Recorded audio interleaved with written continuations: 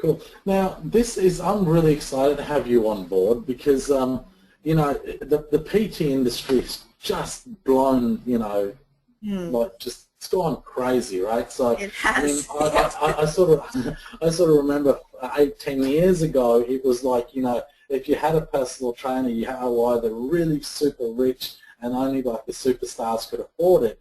But it just seems like it's really, you know, blown out. I mean, and it's a great thing because there's a lot of people who are health conscious and so forth. But how are you guys? I mean, this is great. In 12 months, you're really seeing some fantastic results, going from sort of doing this as a part-time gig to now both of you being full-time in the business.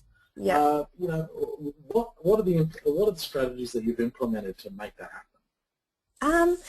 Well, first of all, I think the most important thing that we've done is just focused on treating our current clients like absolute gold. So, because I guess word of mouth, if you can grow your business that way, that's just the best way to do it if you can. So we've found a lot of our business has grown via word of mouth, and that's just been from looking after our clients really well, consistent with our follow-up with them, and just making sure we really like to, I mean, it's personal training, so you've got to put the personal into it. You can't just give, you know, everyone the same program and expect that they're going to get the same results. Some people need more support than others, so it's just been really focusing on that.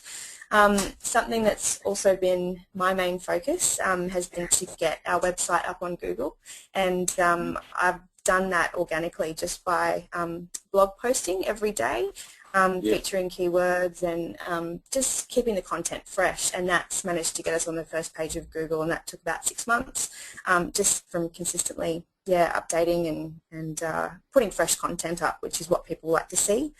And just I think with the marketing side of things, just really trying lots of different things, and as you mentioned, you know, testing and measuring, you've got to know what's working and what's not. So I think just having me focus on that wholly and solely has been a really good thing for the business. Yeah. Now, test and measure is the interesting concept that I want to have a quick chat about now. Is how have you tested and measured a lot of these strategies that you put into place? I mean, we talked to our listeners about creating a scorecard for them. Have you got some sort of dashboard or analytical tool that you use? I just use simple old Microsoft Excel. I'm a bit of a spreadsheet nerd, so I've got a spreadsheet for everything. Yeah, so it's just a matter of every, you know, marketing, you know, every letter that we send out in a mail out, or, you know, any lead box that we put out. It's, you know, a weekly check of how many inquiries are coming through, how many are converting from there. With something like lead boxes, for example, they're very often used in fitness. So just being aware that, you know, if you put them out, you're really going to only have them out for about a month or so, and then people are going to not see them anymore. So it's just that's something that we've discovered just by monitoring the number of inquiries that we've got every week, and the quality of them as well. And it's just as simple as having a spreadsheet, dashboard, marketing campaign, result from it, and I just do that on a weekly basis just to check how we're going. So it's as simple as that, really, for us. Yeah.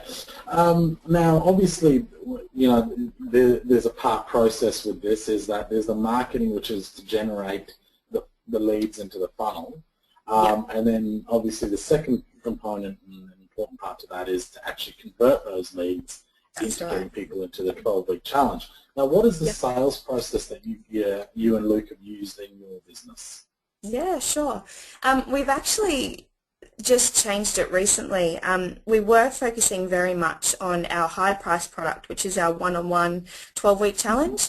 And so what we've done in the past is any inquiries that have come in, I contact them and take them through a bit of an initial chat, find out what their goals are, and then invite them to come down to the studio for a one-on-one initial consultation and training session with Luke.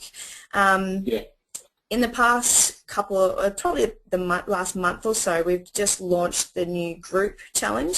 So we've been focusing more on getting people into our lower price product, having large numbers in the lower price product, so then that will automatically feed up into our high price. But in terms of the sales process, it's still very much the same. I make the initial contact over the phone and chat with them, and then ideally get them booked into the studio, they come in and chat to Luke, and then he works out what their goals are and what program matches that, and then gets them into that. And now I'm going to put you on the spot a bit now, and I hope I don't put you out too much. No pressure. And so now this is really interesting. I think the process is fantastic, because it's exactly what we're talking to our speakers, our listeners to as well. Now, do you know the percentage of close rate that you have? And this is the challenge I'm throwing to you now, is the percentage of close rate that you have from talking to a potential lead to getting them into the studio to closing them? Yep. So our percentage from inquiry to appointment booked is when we actually chat to them, it's up around 75%.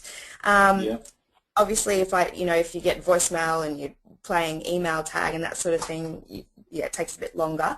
And then from appointment done to converted client, it's about 60% at the moment. And that's something that sort of monitor every month, and it sort of fluctuates here and there, but yeah, it's consistently around there.